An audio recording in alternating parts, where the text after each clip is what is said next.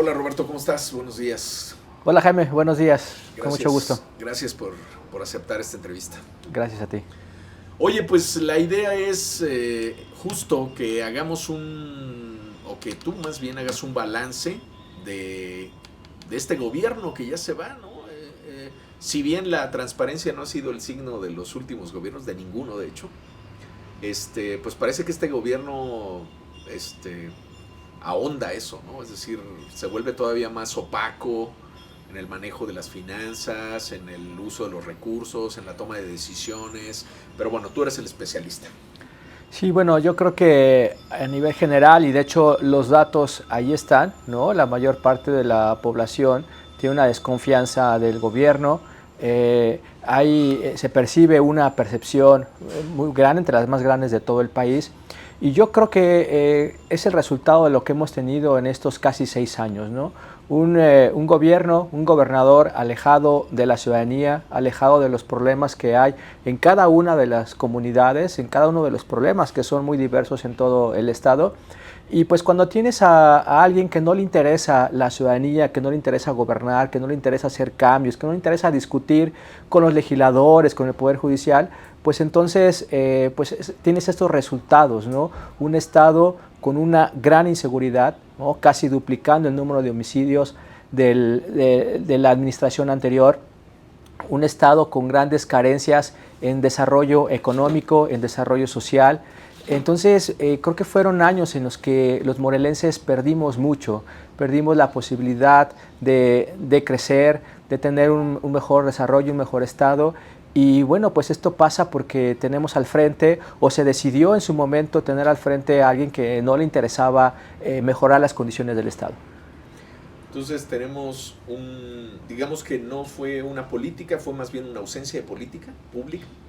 Sí, nos parece que fue una ausencia pues el principal responsable de gobernar, ¿no? O sea, de la persona. De la persona, ¿no? No le interesó gobernar, dejó el Estado en manos pues de su personal, ¿no? Pero para gobernar necesitas estar ahí, necesitas conocer. Además, creo que ni siquiera hubo intención del gobernador de conocer los problemas, de conocer la administración pública, a pesar de que tuvo la oportunidad de ensayar 3 años en el municipio de Cuernavaca, pues creo que no hubo nunca una intención de conocer, de hacer más por lo que tenía. Y pues ahí están los resultados que tenemos ahora.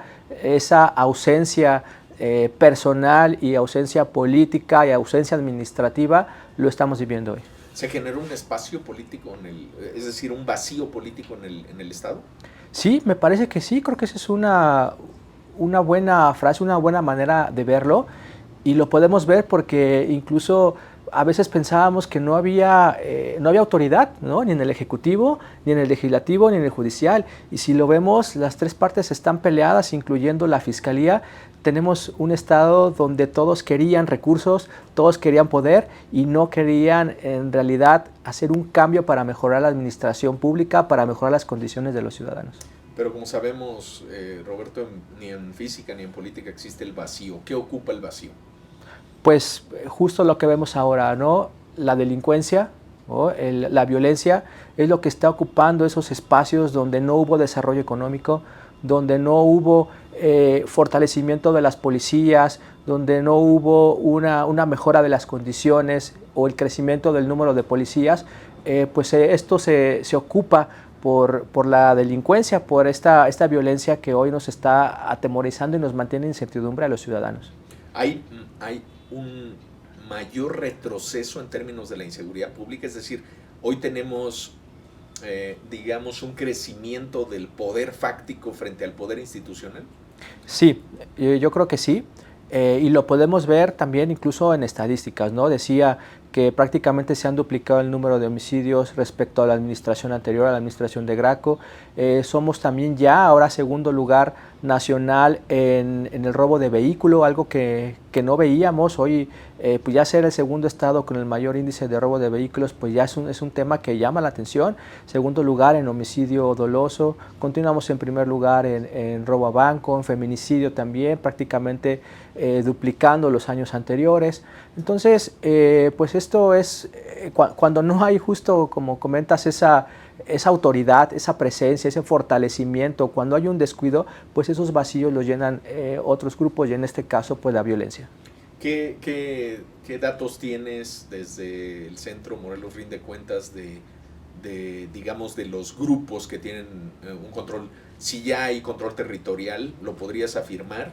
¿O en qué momento estamos, digamos, de este proceso de crecimiento de la criminalidad? Pues yo creo que lo que hemos visto de esta violencia pues se da yo creo que justo por un tema de disputas entre grupos, ¿no? Y creo que está muy fragmentado en el estado, ¿no? Tenemos en diferentes regiones donde predominan diferentes grupos, dependiendo también la colindancia, por ejemplo, con Guerrero, ¿no? Con la Ciudad de México, con Michoacán. Entonces, pero es justo ahí donde está este conflicto entre grupos, donde la autoridad debería hacer presencia, ¿no? Ahora ya tenemos hasta el problema de la tala de árboles, algo que hace pues muchos años o algunos años no se tenía como se tiene ahora, ¿no? Entonces, yo creo que y también incluso teniendo esa fragmentación, pues justo la autoridad debería de tener presencia, pero pues desafortunadamente parece que lo que se deja es que continúen los violentos enfrentándose entre ellos y sin meter las manos, pero justo en eso genera problemas y dificultades para los ciudadanos. ¿Tú tienes digamos, una estimación, un cálculo de justo esta afectación a la ciudadanía? Porque efectivamente, incluso yo he escuchado platicando con ciudadanos de a pie, con gente en los cafés, en otras partes, bueno, es que se están matando entre ellos finalmente, ¿no? Es decir, cuando no nos ha llegado la violencia tan cerca, como no sea una balacera que uno escucha o algo, ¿qué tipo de afectación directa tiene sobre nosotros? Pues yo creo que una muy clara, porque efectivamente a lo mejor con el homicidio podemos decir, pues es que es entre grupos, ¿no? Pero este conflicto que hay entre grupos criminales es por buscar poder, por buscar recursos, y no lo van a encontrar, no lo están encontrando nada más en la venta de droga o en el tráfico de drogas, sino ya lo están encontrando incluso en la extorsión, en el secuestro, que vivimos, ahí sí ya vivimos directamente los ciudadanos, ¿no? Y una extorsión pues afecta no nada más al dueño de un negocio, afecta a las familias, a los empleados, que no podemos decir uno o dos empleados, no, son 1, 2, 3 o 4 familias. Entonces, creo que una manera muy clara es ver cómo incluso del 2018 al 2023 la extorsión creció más de 800% y que sabemos incluso que solamente cerca del 10% de la extorsión es la que se denuncia. Entonces el crecimiento de este delito realmente fue exponencial y creo que este es un claro ejemplo de cómo afecta directamente la violencia que se genera. Y afecta, ya lo has dicho, en términos de nuestros ingresos, porque se pierden trabajos, etcétera, pero también afecta incluso a nivel de comportamientos, ¿no? En términos de cómo la gente se va comportando frente al espacio público, frente al esparcimiento, frente a otras cosas. Sí, es un resultado, ¿no? Hoy podemos ver que ya de noche, pues prácticamente ciudades, calles vacías, ¿no? En los espacios públicos también, ya no vemos a niños, a padres de familia conviviendo. Hoy desafortunadamente donde se puede ir a pasear con la familia, pues tiene que ser en espacios cerrados, ¿no? En centros comerciales. Ya no se puede tener la confianza de caminar por las calles, por los espacios públicos, pues porque hay un temor, ¿no? Entonces todo esto cambia, afecta también las relaciones entre las propias familias, ¿no? Que tienen que estar más tiempo encerrados en casa en lugar de poder buscar espacios para convivir o el esparcimiento. Afecta el desarrollo. Hoy en día yo creo que los niños, después de la pandemia y el proceso que tenemos ahora de violencia, yo creo que hay una gran afectación en la que se tiene que trabajar. En materia de transparencia, Roberto, ¿cuál es el mayor retroceso, digamos, que tuvo este gobierno?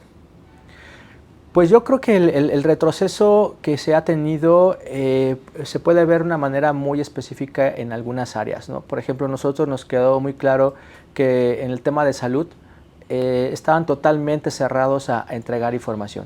Y después de 4 años que hemos estado insistiendo, seguimos todavía con ese problema de no saber exactamente cuánto y en qué se está gastando todos los recursos, los casi o cerca de 3,000 millones de pesos que se tienen al año para servicios de salud, casi 4,000, no sabemos cómo se están usando porque están muy renuentes a transparentar y seguimos así de esa forma.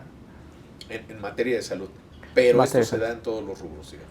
Sí, prácticamente hay un gran incumplimiento en la publicación de información. Tenemos otro problema porque los rangos para hacer licitación, que las licitaciones son estos concursos de convocatorias donde puede participar cualquier empresa, pues prácticamente están reducidos porque en Morelos los rangos para licitar son después de 8 millones de pesos, cuando tenemos estados donde a partir de 1 millón hacen concursos. Entonces, hoy da la posibilidad de que las instituciones puedan adjudicar de manera directa o invitación a 3 personas, que prácticamente es una entrega directa, las obras o la adquisición de bienes. Entonces, nos parece que eso es algo que se tiene que modificar, que tiene que cambiar, que tiene que ser un gobierno que compre mejor, que adquiera mejor los bienes, los servicios y que sea más transparente para poder hacerlo también a los mejores precios. ¿Tienes un estimado de cuánto dinero pudo haberse, digamos, utilizado, desviado,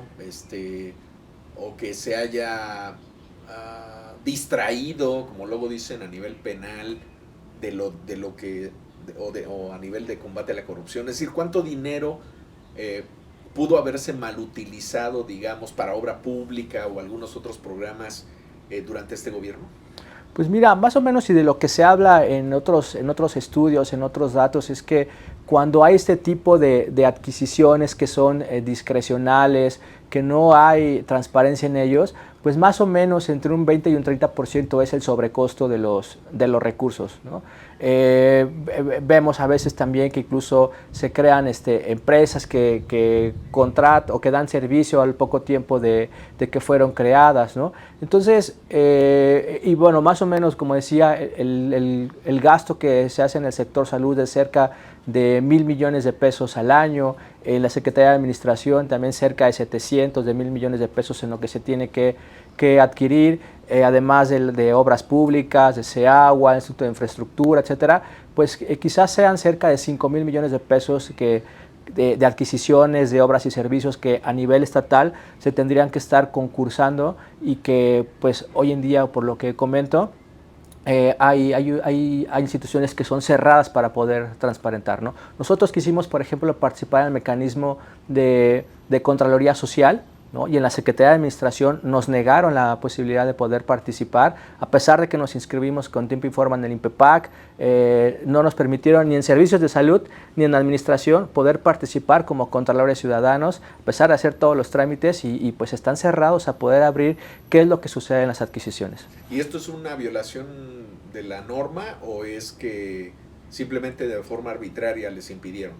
Nos parece que fue de forma arbitraria, pero que esto se apoyó y se fortaleció por un INPEPAC que realmente no nos defendió, ¿no? Son ellos los que hicieron la convocatoria, son a los que les entregamos la documental para que nos autorizaran como contralores. Se les informó que estas instituciones no nos permitían acceder como contralores para estar cerca de ellos y revisar cómo son los procesos, y no hicieron nada.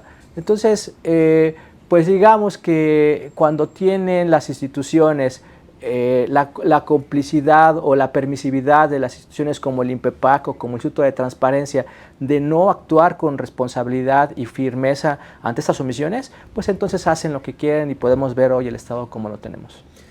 Decías 5,000 millones de pesos, digamos, en estas áreas que nos manejaste, 20%, estamos hablando de 1,000 millones de pesos.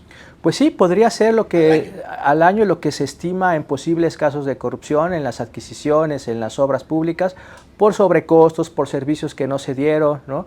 Pero que, como decía, es muy difícil dar el seguimiento en Morelos porque no se puede tener el acceso a la información como debería de ser.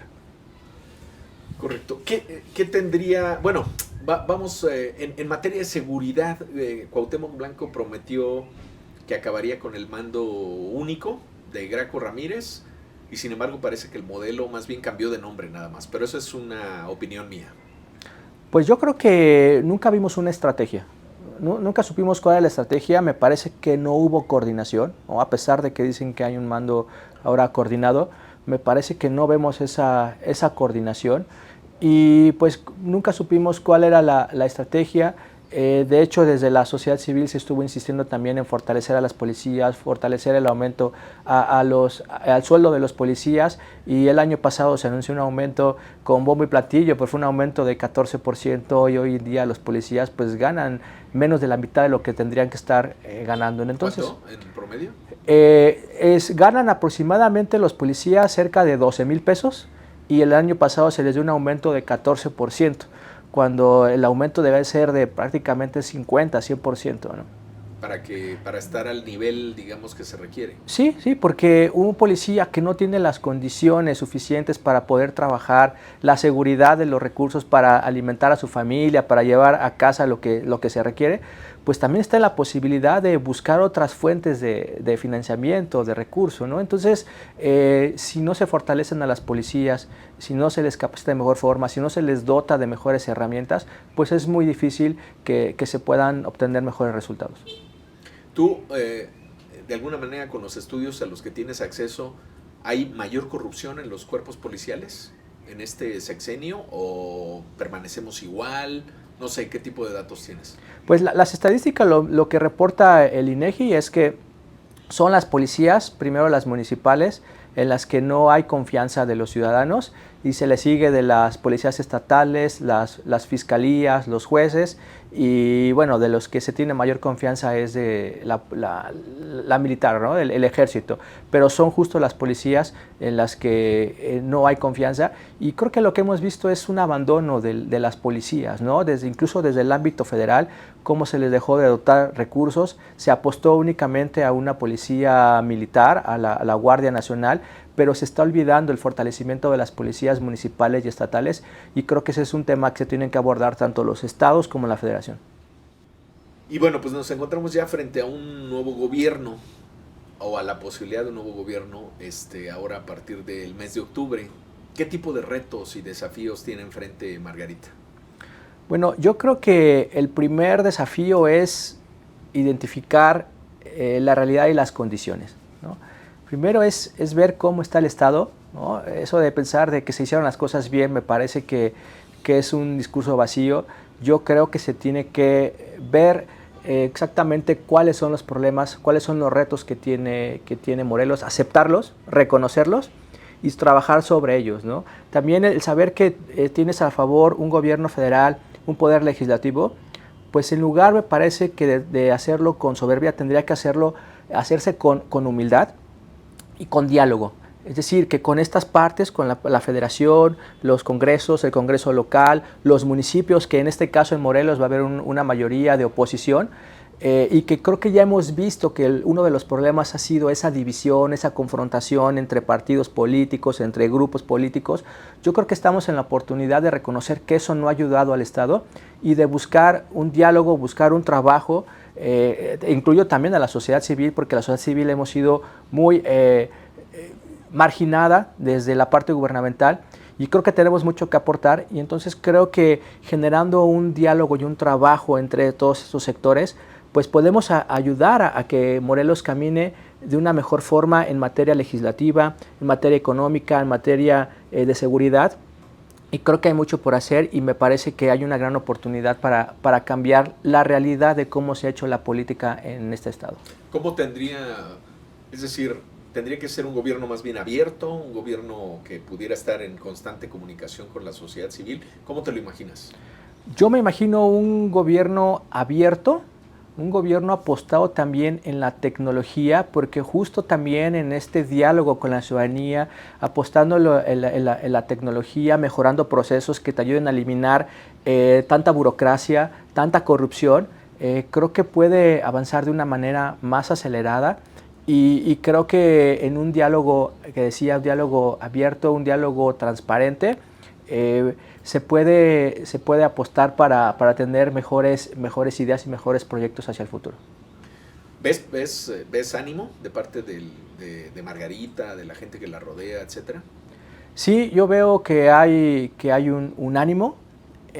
Nos gustaría que ese ánimo se vaya trasladando a más trabajo, a más visión. Digo, se tendrá un tiempo para realizar un plan de desarrollo, pero me parece que justo estamos también a tiempo para no esperar, sino para iniciar a través de de este diálogo, encontrando qué es lo que se tiene que mejorar, ¿no? Y que incluso aunque no haya temas que dependan directamente del Ejecutivo, como el caso de la justicia, ¿no? Que tiene que ver con el tribunal, la fiscalía, la parte legislativa, creo que tenemos que entrar a un debate social sobre qué es lo que queremos para Morelos y cómo tenemos que irlo transformando entre todas las partes. Finalmente, yéndonos del marco, digamos, del nivel estatal al nivel federal, en estos 6 años ya prácticamente del gobierno de López Obrador, de Andrés Manuel López Obrador, ¿tú observas que hubo un avance democrático o un retroceso democrático? Mira, yo creo que hubo un estancamiento, podríamos decirlo así, porque en el tema, por ejemplo, de combate a la corrupción, pues no hubo tal, ¿no?